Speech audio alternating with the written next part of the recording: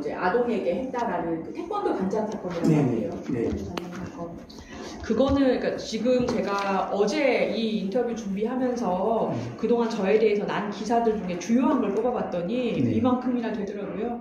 근데 이게 시간 순서대로 보면은 제가 이제 강북을 경선에 나가겠다라고 발표를 하고 2인 경선이 결정된 날이 일요일이었어요. 그러니까 제가 나가겠습니다라고 이제 발표한 날 자체가 일요일 아침에 발표를 언론에다가 했는데 그날 저녁 9시에 조선일보에서 조수진 후보가 성폭력 미성년자 추행 가해자 변론 이력이 많다라는 기사를 내셨어요. 조선일보가 일보였던 거죠. 근데 그러니까 그 경선 도전 선언을 하자마자 경선 이기기도 전에 그날 바로 저녁에 내셨는데 그거 자체는 드라이했어요. 그러니까 뭐 무슨 사건, 무슨 성범죄, 무슨 성범죄, 무슨 성범죄에서 변론을 맡은 것으로 알려졌다. 근데 같은 날에 프레시안, 그 다음날 아침이죠. 그날 경선 도전 날 그 다음날 아침에 프레시안에서 아침 8시에 블로그 글 5독을 한 거를 내셨어요. 강간통념이라는 거를. 근데 그게 나중에 이제 아버지 가해까지 이어지거든요. 네. 이게 뭐냐면 제가 이제 대행사를 써가지고 홍보를 맡겼어요. 블로그를 운영을 시켰어요. 제가 쓴 글이 아니고 블로그에 여러 가지 형사재판에 대한 글들이 있는데 그 중에서 딱 4개가 성범죄에 관한 글이었어요. 근데 그 4개가 거의 전부 다 국민참여재판 할 때 애도 성범죄에도 국민참여재판을 활용할 수 있습니다라는 거거든요. 왜냐하면 제가 국민참여재판에 대해서 교과서를 쓴 사람이기 때문에 그 책을 챕터별로 나누어서 그 블로그에 실는 그런 작업을 하신 거예요. 그 홍보사에서. 그 대표님이 잡지에 있는 한겨레 21에 그때쯤에 났던 강간통념이라는 개념을 대중적으로 이제 그 글을 쓰려고 갖고 왔어요. 그래서 그 글에 보면은 그 배심 재판이라는 게 일반적으로 불공정하다라는 우리 이런 진보계를 의미하죠. 불공정하다라는 그런 비판이 있는데 성범죄에는 국민참여 재판을 쓰지 말라는 비판. 왜냐하면 배심원들 중에 강간통념, 그러니까 여성이 성범죄를 당해도 결국에는 그것을 즐길 수도 있다는 굉장히 잘못된 이상한 통념을 가진 배심원들이 있을 수 있어서 성범죄에는 국민참여재판 쓰면 안 되는 게 아니냐라는 오해가 있지만 아닙니다, 여러분. 증거가 있다면 이를 활용할 수 있습니다. 자, 이제부터 국민참여재판 활용법을 알아볼까요? 이렇게 글이 시작되는데 여기서 이를 이 대표님은 증거가 있다면 증거재판을 하기 때문에 국민참여재판이 성범죄에도 불공정한 게 아닙니다. 이런 의도로 쓰신 거예요. 근데 지금 이 프레시안에 그 서월이 기자님하고 곽재훈 기자님이 쓰신 글에서는 이를 강간통념이라고 주장을 하시는 거예요. 증거가 있다면, 근데 그 앞뒤가 안 맞긴 하죠. 왜냐하면 앞에 보면은 강간통념이 있어서 불공정하다고 하는데요. 강간통념은 바로잡아야 되는 통념입니다. 다만 증거가 있다면 이를 뭐 이렇게 증거가 있다면 증거를 활용하여 국민참여재판을 할 수 있습니다. 이렇게 막 가는데 이분들은 강간통념을 바로잡아야 한다고 하면서도 증거가 있으면 강간통념을 활용할 수 있습니다로 썼다고 지금 이거를 따로 이렇게 일보를 기사를 내신 거예요. 심각한 문제다라고 하면서 근데 이 다음부터 이게 일파만파 성범죄를 변론을 조선일보에서 많이 했고 강간통념을 쓰자고 홍보를 해? 이 사람 한번 파보자 이렇게 됐어요. 그리고 나서 저의 이제 월화수목 4일이 시작이 되는 거예요. 그러고 나서 같은 날에 오후에 녹색정의당에서 민주당 공천이 성폭력 논란이 점입 가경이다. 조수진이라는 사람은 성범죄도 많이 변론하고 그리고 감형 전략이라는 게 이 강간통념을 활용하라라는 것을 적고 있다. 감형 전략으로. 이런 사람을 공천하다니 민주당 시스템에 문제가 있다. 라고 이제 녹색정의당에서 공식적으로 저를 비난하는 브리핑을 아예 대변인이 하세요. 그러니까 이게 따다닥으로 일요일 아침에 제가 경선 도전합니다라고 올리고 그 다음에 2인 경선이 결정되자마자 그날 저녁에 조선일보에서 성범죄 변론을 많이 했다라고 하고 그 다음날 아침에 프레시안에서 블로그에 이상한 글 적혀 있다라고 오보를 내시고 그 같은 날 오후에 민주당이 문제 있다라고 녹색정의당이 이제 얘기를 하고 그 다음부터 온갖 이제 기사가 엄청나게 이제 나면서 이제 월요일, 화요일까지 이어졌는데 그때까지는 성범죄 변론을 많이 했다. 왈가왈부. 근데 그 판결문들을 입수를 하셔가지고 성범죄 그 내용이 있을 거 아닙니까? 뭐 이렇게 하는 건데 그것도 저는 좀 문제라고 생각했던 게 제가 형사 사건을 지금 이번 기회에 한번 세보니까 1000건 넘게 했더라고요. 왜냐하면 국선 전담을 6년을 했기 때문에 얼마나 많이 했겠습니까? 근데 7년 전부터 사선 변호인으로 개업을 했는데 가해자, 성범죄 가해자 변론한 게 10건이 안 돼요. 평생 말입니다. 사선으로 한 게. 그러니까 0.1%가 안 됩니다. 근데 그게 이번에 언론에 다 나왔어요. 그러니까 이제 판결문을 찾으셔가지고 조수진 성범죄로 해서 2018년, 2021년, 2022년, 뭐 2023년 이렇게 해서 저한테 피고인들한테 너무 미안해요. 그 피해자분께도 죄송하고. 왜냐하면 어쨌거나 제 입장에서는 자백하고 반성하시는 분을 최대한 양형을 도와드리거나 아니면은 무죄에 이르지 못한 제 입장에서는 왜냐하면 무죄를 주장하시는 사건은 아시겠지만 변호사들이 확신이 들어야 선임할 수가 있지 나도 확신이 없는데 어떻게 선임을 하겠어요. 증거를 보고 아 이거는 억울하시다 하는 거를 선임을 해서 결국에 무죄에 이른 사건도 있고요. 또 그거는 언론에 안 나오더라고요. 성범죄 중에 무죄 받은 사건도 있는데 무죄에 못 이르러서 감옥에 있으신데 저한테 편지를 막 보내오는 거예요. 무죄 받으신 피고인 그리고 지금 유죄 받으신 피고인들이 뭐 힘내라 죄송하다라든지 나도 억울하다 이렇게. 근데 언론에 그 사건이 너무 자세하게 판결문이 전 이거야말로 피해자에 대한 2차 가해라고 생각했어요. 피해자도 사실은 본인이 피해를 받았다고 주장해서 유죄를 받아서 가해자를 처벌을 했는데 예를 들면 진실은 모르는 거잖아요. 이제 어딘가에 있고 각각의 이제 대리인이 피해자 대리인과 피고인 대리인이 싸웠는데 피해자도 너무 낱낱이 예를 들면 나중에 이제 그 아버지 가해 사건 태권도 관장 사건에서는 그 피해자가 그때 걸렸던 성병의 이름이 무엇인지 이런 게 막 보도가 되는 거예요. 그게 왜 필요합니까? 후보를 검증하는데. 제가 너무 이번에 언론의 이런 자극적인 보도 행태에 대해서 너무 많이 놀랐고 후보자 검증하고 별개로 이게 좀 공론화 작업을 거쳐서 이게 정당한지를 그 광풍의 사이를 다시 돌아봐야 된다는 생각을 많이 하고 있어요. 근데 그 와중에 월, 화, 수요일 저녁 9시 뉴스에 KBS에서 20일 날 대형 허위 뉴스가 나와요. 오보죠. 그러니까 제가 그동안 언론에 그 3일 동안 막 나왔던 성범죄 사건 중에서 태권도 관장 사건이라는 게 있는데 11세 아동을 관장이 여러 차례 이제 성폭력했다라는 사건이 있는데 그 법정에서 제가 아버지도 가해자일 수 있다라는 발언을 했다라는 보도가 나와요. 그러고 나서 그 다음 날이 되자 온 국민이 이제 와 정말 저렇게 잔인한 변론을 할 수가 있나 해서 엄청난 악성 댓글이 들어왔습니다. 제가 그 댓글도 지금 다 캡처를 해놓은 상태인데 뭐 저의 근친을 아버지를 모욕하거나 저를 성적으로 뭐 어떻게 하겠다라든가 뭐 찢어버린다 뭐 죽여버린다 등등의 이제 그 질 자체가 후보 검증에서 달라진 거예요. KBS 그 허위 보도를 기점으로 해서 아예 그냥 대국민 지탄 대상이 됐습니다.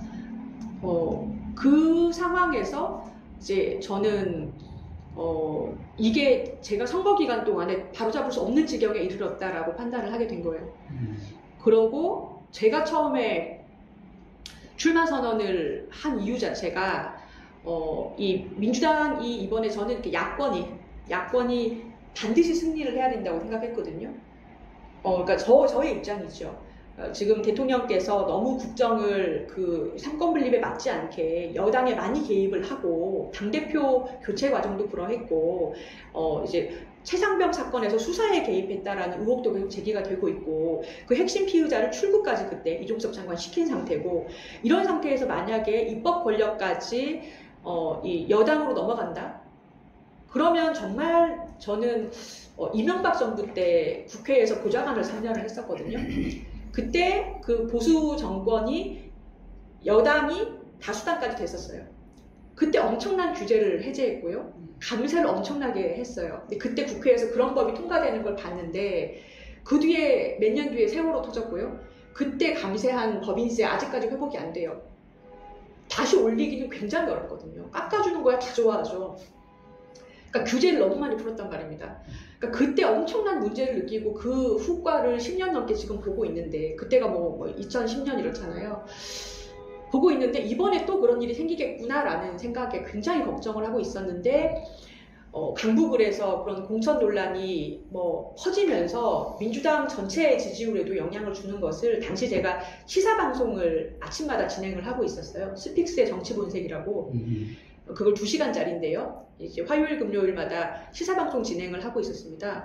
그래서 아침마다 모든 뉴스를 다 보고 하면서 이게 심상치가 않다. 강북을에서 나는 공천 파열음이 민주당 전체 지지율에 영향을 미치고 무슨 엄청난 공천에 문제가 있는 것처럼 되고 있구나라는 생각을 하던 차에 그 자리에 전략지역구 지정이 되고 이제 주변에서 이 동료가 들어온 게 뭐냐면 친명도 아니고 비명도 아닌 그냥 당원의 한 사람인 조병 같은 사람이 지금 출마를 해서 그 지역에 경선에서 이겨야 이 논란이 잠재워질 것이다. 근데 저도 그런 사람이 가면 좋겠다고 하고 있었거든요. 그게 이제 저라는 생각은 이제 주변에서도 권유를 하고 저도 이제 그걸 보면서 출사표를 그래서 낸 거였는데, 그러니까 제가 뭐 이제 강북의 국회의원이 되면은 굉장히 잘 해야겠다라는 생각을 점점점 가졌지만 그 당시에는 그러한 좀 대의를 위해서 출사표를 던졌는데 4일 만에 오히려 저 때문에 당의 지지율이 이제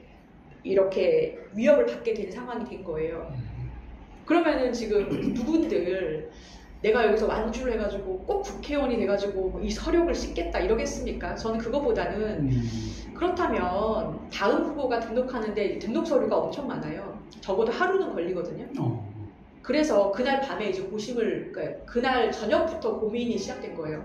이 상황을 보면서 언론이 물거뜯고 하는데 오보도 오보지만 이거를 선거 기간 동안 계속 내가 이 대응을 해야 될 거 아닙니까? 내가 있으면, 나란 존재가 있으면. 그러면 그게 계속 거론이 되는데 지금이야 선거가 끝났으니까 이렇게 인터뷰도 하고 제가 뭐 정정 뭐 보도도 신청하고 할 수 있지만 선거 기간 동안 그게 없어요. 왜냐면 상대방 적이 있기 때문에 광풍이 불고 있는데 이건 내가 안고 내려가야 된다. 안고 내가 무대에서 사라지자. 그래서 그냥 이렇게 안고 내려간 거예요. 안고 사퇴하겠습니다. 근데 그걸 시시비비도 저는 따지지도 않았어요. 사퇴를 보시면 그냥 승리해달라. 네. 내가 완주하면 이 논란이 계속될 거다. 정말 그런 마음이었고 그렇게 해서 이제 사퇴를 한 겁니다. 없거든요. 그게 저도 지금 굉장히 뼈아픈 점이에요. 그 당시 제가 이제 정치 인생 특히 KBS 오보가 컸죠. 강간통령 글에 대한 이런 진보 매체의 글은 시민단체가 그때 돌아섰던 것 같고요. 이 친구가 혹시 우리가 보던 그런 조수진 민변사무총장이 사실은 속으로는 성인지가 잘못돼 있었나? 그때 한번 좀 저에 대한 신뢰가 깨졌던 것 같고 또 하나가 대중이 돌아선 그런 그 순간이 아버지 가해 허위 보도였어요. 그때 너무 끔찍한 보도였기 때문에 근데 그 2가지 때 제가 반박문을 바로 발표하지 못했던 게 지금 굉장히 뼈아프게 생각합니다. 근데 그때 제가 정치 인생 직업 정치인의 도전장을 낸 지가 요 오보가 처음에 강간통령 났을 때는 1일째였죠. 사실 이 글을 보고 웃었어요. 약간 기자님이 국어 공부를 안 하시나? 뭐야 이렇게 생각했고 제가 그만큼 정치적 감각이 좀 없었던 거죠. 그리고 나중에 아버지 가해 오보가 났을 때는 사실 그때 주변에서 정부적으로 선거 전략상 그 프레임에 가서 싸우지 말고 그러면 말린다. 그래서 프레임상 이제 정권 심판을 얘기하고 다른 곳에 이제 이 전쟁을 세워야 된다라는 여러 조언이 있었어요. 저도 사실 지금도 정치가 뭔지를 모르겠습니다. 그렇다면 그러니까 대중의 마음이 이미 다치셨는데 근데 이거를 정치적으로 다른 곳에 이 전선을 형성해서 싸울 수 있다. 이걸 우리가 정당이든 정치인들이 끌어올 수 있다라는 것 자체가 저는 좀 잘못된 판단이 아니었나 생각을 하고 제가 조금 더 정치적으로 능력이 있었다면 정부적 감각으로 저 단독으로라도 돌파를 했을 텐데 저는 그 당시에는 그 하루하루 그러니까 사실은 시시각각 속보가 계속 나면서 시시각각 긴장감이 올라갔잖아요. 이 오보가 났을 때는 당시에 그 캠프 꾸리고 그 공약 짜고 그 등록 서류를 만드느라고 너무너무 거의 잠을 거의 안 자고 일을 해야 될 정도로 분초를 쪼개서 살고 있었어요. 그 며칠 동안 지역에 내려가서 지역에 있는 이제 정치인분들을 만나고 뭐 이제 캠프하고 공약을 짜고 지지를 호소하고 선거 캠프를 일단 꾸려야 되지 않습니까? 그러니까 다른 분들은 한 달 동안 할 일을 제가 그 4일 만에 막 하고 있었거든요. 이틀은 경선을 했고 48시간이죠. 동안 하고 있었기 때문에 저는 좀 이거를 나중에 그렇게까지 커지기 전에는 나중에 후보가 된 다음에 기회가 되면 차차 해명할 기회가 있을 것이다. 이렇게 생각했는데 KBS 오보가 엄청 컸어요. KBS가 아버지 가해가 난 다음에 그게 9시 뉴스였는데 그 다음날 하루 동안에 엄청난 양의 그때 제가 핸드폰이 지금도 참 믿기지가 않는데 핸드폰을 못 건드릴 정도로 기자분들 전화가 오는 거예요. 다르르르 문자로 뭐 했습니까? 뜨르르르 뭐 했습니까? 뜨르르 답변하십시오. 세계일보 무슨 일보 무슨 일보 무슨 일보입니다 무슨 일보입니다 무슨 일보입니다 무슨 일보입니다 이런 상황이고 거의 뭐 보셨을 수도 있는데 어떤 시간대에는 3분에 하나씩 속보가 올라갔어요. 밖에를 못 나갈 정도?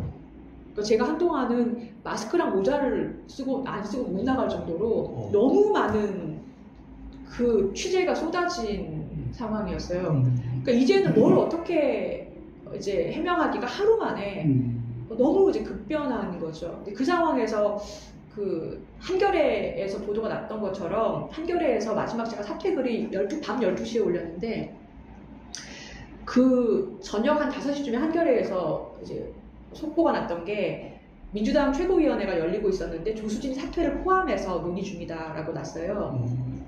근데 그게 사실이었고, 그러니까 사퇴를 결정한 게 아니라 조수진 사태가 너무 커졌기 때문에 이걸 어떻게 할 건지 자체가 이제 안건으로 올라간 거죠. 그러면 저는 그 회의를 5시, 6시, 7시, 8시, 9시, 10시 이렇게 계속해서 추이를 저도 전달을 받을 거 아닙니까? 위원님들께서 이제 논의하는 것이. 그걸 보면서 제가 마음이 어땠겠어요. 정말 저 때문에 너무 많은 어찌됐건 제가 한 건 아니지만 당에 폐를 끼치고 있구나. 이 중요한 시기에 저 하나 후보 하나로 지금 몇 시간을 지금 회의를 한 거예요. 그래서 제가 이제 당대표님께 아예 전화를 드리겠다라고 이제 가능한 분께 전달을 드렸고 당대표님께서 지금 전화하면 받으실 수 있다고 해서 전화를 드려서 조수진입니다. 제가 사퇴하겠습니다. 대표님 그 대신에 이제 제가 사퇴를 하면 당에서 좀 안타깝다라는 메시지를 내주세요. 그렇게 내려가고 싶습니다. 이렇게 얘기를 드려서 사퇴를 그날 밤에 제가 이제 페이스북을 통해서 발표를 하고 그 다음날 9시 정도에 당에서 그렇게 입장이 나온 겁니다. 굉장히 이례적이라고 하더라고요. 그러니까 사퇴했는데 당에서 뭐 결정이 안타깝고 수용한다 뭐 이렇게 그 뜻을 받아서 승리하겠다 이렇게 좋게 내주셨는데 그게 다 그렇게 얘기가 됐던 거예요. 오해가 생긴 것 같거든요. 그 부분 좀 설명 좀 부탁드립니다. 네. 그 태권도 관장 사건은 저는 어떻게 맡게 됐냐면 2023년에 그 사모님이 물어서 제가 형사를 많이 했고 인권 변호사다라는 소문을 듣고 찾아오셨어요. 근데 펑펑 울면서 자기 남편 살려달라고 하시는 거예요. 알고 보니까 이분이 이제 태권도장을 했는데 2017년, 18년에 이미 폐업을 하셨나 그럴 거예요. 근데 2017년 겨울에 본인에게 강간을 당했다라고 2021년에 그 관생이 이제 나중에 중학생이 된 다음에 부모님과 같이 신고를 한 사건이었어요. 근데 그 당시에 이제 주요한 증거가 진단서였고요. 근데 진단서는 신고할 때 발부받았으니까 2021년이죠. KBS에 보도된 정도만 제가 언론에 이미 보도된 것만 말씀을 드리면 더 사건 내용을 밝히는 거는 안 되니까요. 근데 그 진단서가 뭐냐면 성병에 걸린 적이 있다. 이 학생이 라는 내용이었습니다. 근데 일부 언론의 오보는 뭐냐면 그 성병이 태권도 관장에게 옮겼음에도 불구하고 제가 그것이 아니라고 했다라고 하는데 진단서에는 그게 범인이 누군지는 알 수 없어요. 누구한테 옮겼는지 알 수 없고 성병에 걸린 적이 있다라는 진단서를 이제 신고 당시에 발부를 받아서 신고를 당연히 증거로 하신 거죠. 그 상황에서 수사가 들어가잖아요. 그때 이제 이제 A 변호사라고 할게요. A 변호사님이 변론을 맡으셨는데 그 당시에는 수사 기록 같은 게 공개가 당연히 안 되고 그냥 본인들은 고소한 내용이 뭔지만 들은 상황에서 구속 실질심사를 받게 된 거예요. 그 상황에서 의견서를 내셨는데 거기에 보면 지금 이 진단서에 성병이 있다라는 부분은 태권도 관장이 범인이라는 증거가 될 수 없다. 아버지가 가해자일 수도 있고 남자친구가 가해자일 수도 있지 않습니까? 제3자일 가능성이 있습니다라는 문구가 있었어요. 저는 그게 좀 문제가 있다고 생각합니다. 뭐냐면 2차 가해와 변론이 무슨 차이가 있냐면 2차 가해라는 것은 피해자를 비난하면서 근거 없이 말을 하는 것이고, 변론이라는 것은 이 진단서는 태권도 관장이 강간범이라는 증거로 쓸 수가 없습니다 라고 얘기하는 거거든요. 근데 이제 그 당시에 아버지에 의한 근친 그런 강간의 증거는 없었음에도 불구하고 풍문 또는 피고인 가족이 저는 그렇게 주장했다는 걸로 들었어요. 왜냐하면 그분들 너무 답답하니까 그렇게 주장을 했는데 그걸 그대로 이제 적어내신 거죠. 근데 법원에서 볼 때 태권도 관장에 대한 구속영장은 기각됐어요. 2번이나 구속이 안 됐습니다. 왜냐하면 태권도 관장과 그 처가 다 성병 검사를 받았어요. 억울하다면서. 근데 그 성병 바이러스가 안 나온 거예요. 걸렸었으면 이 사람한테 또 나와야 되잖아요. 안 나왔어요. 그러니까 구속영장을 2번이나 청구했는데 다 기각됐고요. 불구속 상태에서 1심을 받게 됐죠. 그때 변호사가 바뀝니다. 왜냐하면 기소가 되면 실패잖아요. 변호사 입장에서는. 그러면 당연히 변호인 변경하죠. 그래서 1심이 이제 B 변호사님이 선임이 됐어요. 그 변호사님은 이제 성범죄 전문이시고 검사 출신이시고, 제가 그 기록을 볼 때도 진짜 이게 무죄라고 믿고 정말 열심히 하셨구나라는 거를 느꼈어요. 진심으로. 누구라도 이제 저는 변호인이면 이 사건에서 기록을 보면, 물론 피해자 변호사님도 저는 이해는 돼요. 이제 그 친구가 나중에 2심에서 법정에 나오게 됐는데, 그때 저는 이 사건이 유죄 날 수도 있겠다라고 생각을 했어요. 왜냐하면 너무나도 진실되게 얘기를 했거든요. 본인이 입은 피해에 대해서 진짜 겪지 않으면 저렇게 얘기하기 힘들겠다라는 생각이 들었어요. 근데 1심 변호사님이 변론을 하셨지만 유죄가 난 겁니다. 징역 10월이 났어요. 이제 피해자의 진술이 주된 증거인 사건이죠. 굉장히 어려운 사건이에요. 근데 그게 쭉 일관됐기 때문에, 근데 그게 쭉 피해를 당했다라는 점이 일관됐기 때문에. 근데 언론에 나오는 무슨 작화증에 대해서 뭐 얘기가 나왔다, 이런, 그게 1심 내용이에요. 저는 그런 변론은 한 적이 없어요.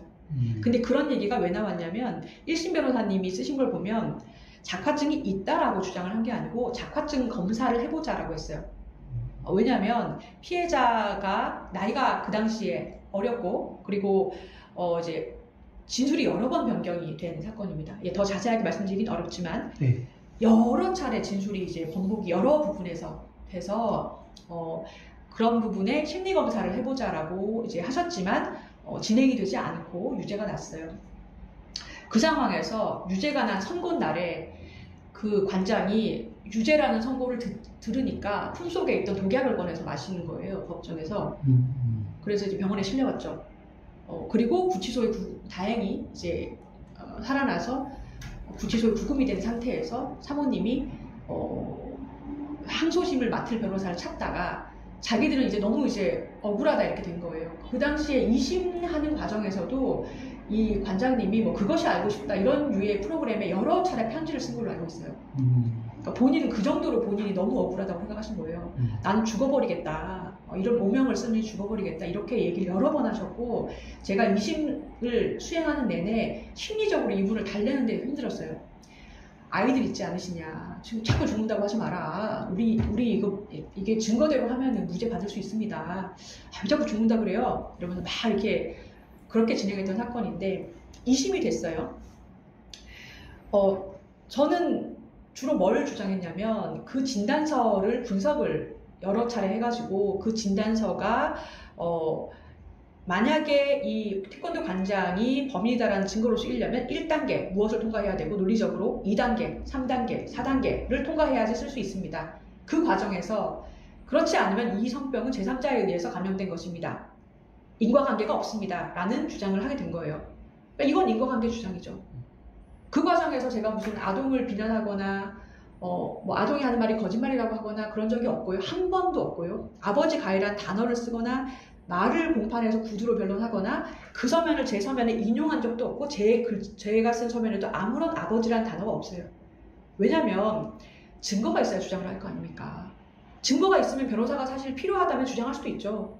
근데 저는 근거가 없었기 때문에 그건 변론이 아니니까 변론하지 않았고, 뭐 작화증이라든지 아니면 뭐 위력이 있다든가 위력이 아니라든가 이런 말도 한 적이 없고, 제가 주장했던 거 하나는 진단서가 인과관계가 없다는 거. 또 하나는 그 메달이라는 게 등장했어요. 2심에서 새롭게 쟁점으로. 그러니까 메달을 받았냐 안 받았냐가 쟁점이 되는 부분이 있었어요. 그러니까 아동의 말의 신빙성 부분에서. 근데 아동이 기억하는 것과 다른 장소에서 메달을 받는 걸 봤다라는 관생을 그때쯤에 찾아낸 거예요, 사모님이. 그래서 그 친구를 증인으로 불러서 메달을 어디서 받았냐, 이게 주로 쟁점이었어요. 받은 장소가 뭐냐. 거기서 그 관생이 받은 장소를 그 피해자의 기억과 다르게 이제 진술을 증언을 하자 재판부에서 피해자를 그럼 다시 불러서 확인해보자 해서 다시 나온 건데, 일부 언론에서는 그 피해자가 나온 경위 자체를 가지고 저를 또 비난을 하시더라고요. 여러 차례 불러냈다는 거죠. 1심에서 벌써 나왔는데. 근데 저는 그 KBS 보도를 보고 너무 놀랐던 게, 지금 이게 KBS 영상으로도 나왔지만은 이제 글로도, 영상을 풀이한 글로도 있는데, 첫 번째로 제가 놀란 게 그 신진희 변호사님, 그 당시 피해자 국선전담 변호사님의 인터뷰를 따면서 제3자에 의한 성폭행 가능성을 주장한 거예요. 제3자는 심지어 가족들도 언급되어 있어요. 너무 터무니없는 주장을 한 거죠. 피해자에게는 돌이킬 수 없는 2차 가해를 한 것이기 때문에 라는 인터뷰를 땄는데, 여기에 조수진 변호사라는 말은 없어요. 근데 누가 봐도 그 앞에 앵커의 멘트가 더불어민주당 강북을 후보인 조수진 변호사가 과거 성범죄 가해자를 변론할 때 한 발언으로 논란에 휩싸였습니다. 조수진 후보는 초등학교 4학년 여자아이가 해서 감염된 사건에서 감염이 피해자의 아버지로부터 당한 피해일 수 있다는 주장까지 했던 것으로 확인됐습니다. 라고 설명을 한 다음에 그 인터뷰를 보내요. 그러니까 누가 봐도 현장에 있던 피해자 국선 변호사가 그걸 보고 그 다음에 인터뷰를 했고, 그러니까 제가 근거 없이 너네 아버지가 가해자 아니야? 라고 이제 피해자를 몰아세우는 변론을 한 것으로밖에 안 보이잖아요. 근데 저는 그런 말 한 사실도 없고 변론한 사실도 없고, 그 전체 변론에서 아버지 가해라는 말이 등장한 것은 딱 그 수사 때 구속영장 실질심사할 때 한 번이거든요. 그러니까 이거를 이렇게, 이건 악마의 편집도 아니고 뭐라고 해야 됩니까, 기자님? 그러니까 이거 이렇게 해서 지금 이렇게 고조된 상황에서 9시 뉴스에서 내보내니까, 영상으로까지 내보내니까, 그 다음에 이제 온갖 언론이나 여론이나 국민 여론이 일파만파 악화가 단지 하루 만에 9시, 제가 그 전날 9시에 이 뉴스가 나오고 그 다음날 밤 한 10시, 11시에 사퇴 결심을 하고 글을 써서 12시에 올렸거든요. 하루 만에, 24시간 만에 이렇게 국민들의 여론이 너무너무 악화가 된 거예요. 그리고 그 피해는 저는 지금 정정을 여러 곳에서 이미 정정 보도를 감사하게도 내주시고 있고 계속해서 정정 요청을 하는데 몰라요, 사람들이. 당연하죠. 그때는 그렇게까지 많은 양의 보도가 났는데, 지금 공중파에서 이 보도를, 정정을 보도해 주신, 저의 반박을 보도해 주신 데는 MBC밖에 없고요. 다른 데는 그냥 약간 단신 처리되는 것 같아요. 그래서 지금 와서는 제가 이 허위 보도를 나중에 소송을 해서 손해배상을 받거나 뭘 처벌을 시킨들 이제 제 개인적인 명예를 어떻게 회복을 하겠습니까? 변호사로서 2차 가해를 했다는 점에 대해서 지금은 아주 참담하고 갑갑하고 아직도 충격에서 좀 못 벗어난 상태예요. 이게 대한민국에서 2024년에 일어날 수 있는 일인가? 우리나라 언론이 우리나라 민주주의나 여론 언론이라는 게 이렇게밖에 안 되나, 수준이? 왜냐면 KBS도 저한테 확인한 것도 없고, 저랑 통화 한 번 한 적이 없고요. 그리고 다른 모든 언론이, 제가 그때 이거를 묵묵부답을 하려고, 왜냐면 선거가 진행되면서 이제 적절한 때 해명을 해야겠다라고 생각을 그 당시에 판단을 했기 때문에 아무도 저한테 확인한 사람이 없어요. 근데 본인들끼리 계속 KBS에 의하면, KBS에 의하면, 조선일보에 의하면, 한겨레에 의하면, 뭐에 의하면 이러면서 이제 돌려 쓴 거죠. 근데 제가 매일 이제 구글로 검색을 하고 있는데, 잘못 기재되었음을 확인합니다, 정정합니다라고 정정보도 내주신 데가 뉴시스, 이투데이 해가지고 5군데 정도인 것 같고, 나머지는 반박문을 실은 데가 또 한 7, 8군데 정도 되는 것 같고요. 근데 뭐 KBS나 뭐 한겨레는 아직까지는 없는 것 같습니다. 그러니까 일단은 저는 지금 일상으로 돌아왔어요. 왜냐하면 무대에서 내려왔기 때문에 사인이 됐는데, 제가 총선 지나고 사실은 이런 여러 언론 작업을 하겠다 생각을 했었는데, 총선 중에 제가 제 페이스북에 저는 아버지가에 발언한 적이 없습니다 라는 글을 올리면서 해명 작업에 나섰는데요. 그 이유가 제가 선거 후보에서 내려왔음에도 불구하고 그 다음에도 선거에 이기거나 비판하기 위한 목적으로 계속해서 저를 언급한 기사가 계속 나는 거예요. 오히려 더 제가 이제는 소통 창구가 없지 않습니까? 누구도 이제 제 말을 이제 취재하실 필요가 없으니까 오히려 온갖 이제 전국에 있는 변호사 후보들의 그 변론을 뒤져서 누구는 성범죄 변론했고 무슨 지역구는 또 성범죄 변론했고 그 내용은 뭐다. 마치 그 변호사가 성범죄를 한 것인 마냥 성범죄를 변론했다는 건데, 그 사건의 내용을 막 쓰면서 한편 조수진 후보는, 강북을 조수진 후보는 막장 패륜 변론으로 사퇴했다. 한편 이렇게 하면서 끝에 이렇게 써요. 클릭을 아마 하려고. 네. 이제 클릭 장사를 하려고 하신 거겠죠. 그렇게 쓰고 제가 마지막으로 이제 선거 중이지만 정정 작업에 나섰던 이유가 논평들을 쓰시더라고요. 진보 언론에서. 조수진을 뭐 다시 기억하며 이런 식으로 뭐가 문제였느냐, 민병 총장까지 한 사람이 성인지가 잘못돼서 이렇게까지 이 성범죄 변론을 2차 가해를 하고 패륜 변론을 하는 우리 사회의 문제점을 보라. 근데 이거는 제 인생을 부정당하는 느낌이었어요. 그러니까 제가 시민단체 활동을 지금 학업연수원 때부터 이제 제가 여성단체에 성폭력 피해자를 무료로 지원하는 상담을 다녔어요. 25살 때부터. 그게 22년이 됐고, 민변에서 민생경제운동을 하고, 뭐, 그리고 노동운동을 하고 이러면서 19년 동안을 이제 저의 돈을 버는 생활 외에는 공적인 부분을 쿼터를 두면서 균형을 잡으면서 살아왔고, 저는 제 변론에서 부끄러운 일을 한 적이 한 번도 없습니다. 변호사로서의 이제 윤리를 지키면서 변호사로서 정말 최선을 다했을 뿐인데, 오보가 난 것은 정정을 받으면 되겠지만, 문제는 여러 식자들과 언론들이 계속해서 패륜 막장 변론, 뭐 조수진 문제, 조수진 사태, 뭐 인간이 되라라는 얘기도 들었거든요. 그러니까 이거는 정말 제 인생 전체를 부인당하는 거라서 참을 수가 없었어요. 근데 그게 또 문제가, 저도 가족이 있지 않습니까? 근데 그게 일반 대중에게 그러한 것이 확산되면서 입에 담지 못할 댓글이 이제 막 등장을 하는데 정말 놀랐어요. 듣도 보도 못한 성적인 욕, 뭐 어쩌고 저쩌고 해가지고 뭐 너를 어떻게 해가지고 내가 어떻게 뭐 찢어버린다부터 해가지고, 그거 거기다가 저 아버지가 돌아가셨거든요. 아버지까지 엮어서 너가 그런 변론을 한 거는 너와 아버지가 어떻고 저쩌고, 이거를 저희 가족들이 다 보고 있는 거예요.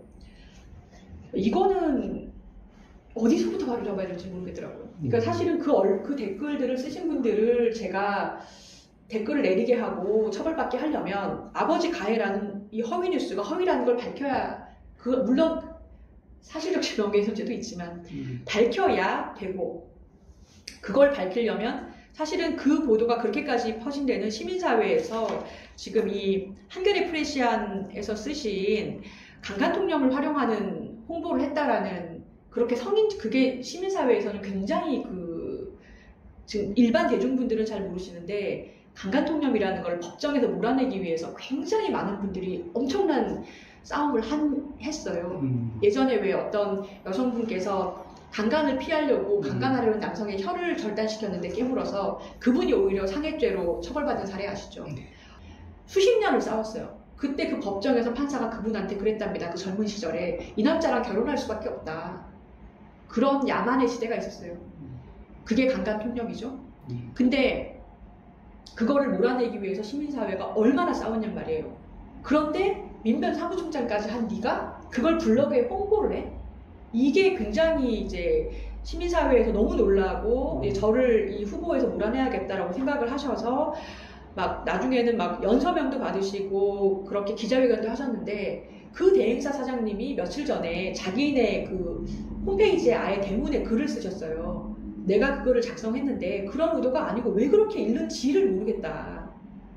왜 그 글이 그렇게 해석이 되느냐. 너무 답답하다. 그리고 저한테는 개인적으로 처음에 이 일이 터졌을 때부터 미안하다고. 근데 저는 그분을 이제 지켜드리려고 끝까지 말을 안 했죠. 근데 이제 지금은 다 이제 본인 아예 블로그 회사 공식 홈페이지에다가 조수진 후보에 대해서 우리가 대행사입니다 이렇게 하고 아예 글을 쓰셨고요. 근데 그때는 저만 맞으면 되지 이분 업체까지 같이 두들겨 맞게 할 수가 없어서 제가 말씀을 안 드렸고요. 그리고 제가 아까 22년 동안 성폭력 피해자 대리를 이제 지원을 하면서 봉사하고 했다는 것도 그 단체가 여성단체고 이번에 그 어퍼라고 저를 후보 사퇴하라고 그 여성단체들 수십 개, 뭐 이렇게 뭐 백몇 개인가가 모인 그 선거연합체 있잖아요. 선거 때 이제 활동하시기 위해서 모이신 데서 저를 후보 사퇴하라고 성명 냈을 때 그 성명에 그 단체도 포함되어 있었어요. 그치만 제가 여기서 그 단체에는 제가 이렇게까지 해서 제가 성인지가 잘못된 게 아님을 압니다라고 하면 그 단체가 또 거기도 후원자가 있으시고 뭐 조수진이 여기 자문위원을 22년 했다고? 나 후원 끊어 이러실까봐 또 말을 못했어요.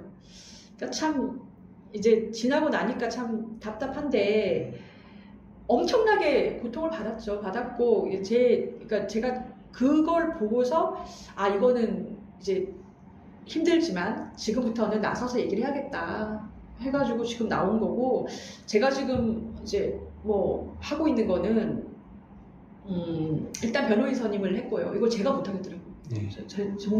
정신적으로 너무 스트레스를 받아서 그래서 언론 대응 말씀하시는 거죠? 예, 여러 네. 예, 두 가지인데 하나는 언론 대응을 하고 있는데 로펌을 선임을 했고 일단은 이제 저는 사실 언론분들하고 소송을 하거나 그러고 싶은 생각이 지금으로서는 처음에는 없었어요. 왜냐면 물론 저한테 취재를 안 하시고 보도하신 거는 너무 잘못됐고 사실 그 블로그 강간통령 활용했다는 것도 글만 읽어보셨어도 반론이 그냥 여론의 장에서 없어질 뉴스였는데 그랬다더라 하니까 그랬나 보다 이렇게 계속 받아쓴 거 아닙니까? 그 아버지 가해 부분도 그래요. 저한테 확인하셨으면 제가 그런 말 한 사실 없습니다라고 확인 드렸으면 되는 건데 그래서 지금은 내용 증명을 보낸 상태.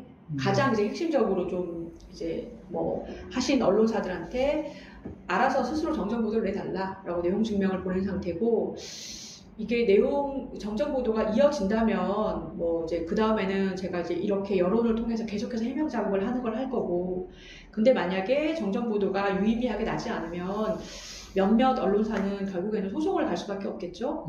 왜냐하면 지금 뭐 나무위키니 뭐 이제 여러 가지 인터넷에 제가 이런 2차 가해를 했다는 걸 전제로 해서 인터넷에 이미 글들이 막 형성이 막 되더라고요. 그래서 거기에 결국에는 이런 2차 가해 논란이 있었지만 조수진 변호사는 무슨 소송을 내서 승소했다라고 마침표를 찍어야 이게 끝날 것 같고 그러면 언론 대응 부분은 아마 몇 년은 걸릴 것 같아요. 1심도 아직 뭐 제가 아직 소송조차도 안 낸 상태니까 언론중재위에서 해결이 되면 좋겠지만 그러한 법적인 강제적인 조치는 이제 언론사 스스로 정정 보도를 좀 하시게끔 요청드린 뒤에 할 계획입니다. 그리고 두 번째로는 언론 말고 시민사회하고 이걸 뭐라고 할까요? 화해를 할까요? 오해를 푼달까요? 단단히 틀어진 이제 여성계 쪽하고의 이제 관계가 부분이 있어요.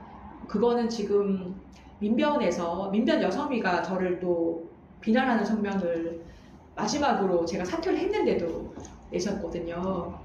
그게 정말 저는 너무 뼈아팠어요. 왜냐면 사실은 저는 이 사건은 민변도 같이 피해자라고 저는 생각했거든요. 민변 사무총장이 이런 허위 뉴스로 난감까지 했는데 근데 그 시민사회 그래서 이 민변 여성위에서도 본인들이 어떻게 하실 건가를 좀 논의를 이제 하셔야 될 것이고 저는 지금은 일단은 여성계하고의 문을 여는 거는 이제 제가 알고 있는 민변 여성위원회하고 먼저 대화를 하는 방식으로 일을 진행을 하고 있고요. 그렇습니다.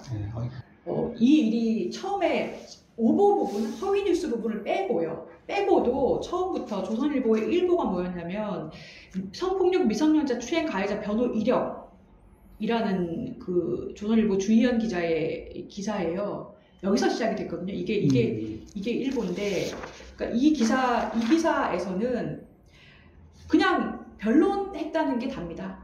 변론했다는 것. 근데 여기서 모든 비난이 시작이 됐거든요. 그 다음에 제가 변론한 아까 그 10개가 안 된다라고 말씀드린 가해자 성범죄 가해자 변론을 판결문을 다 받으신 다음에 이게 무슨 뭐 몰카를 찍은 사람을 변론했다.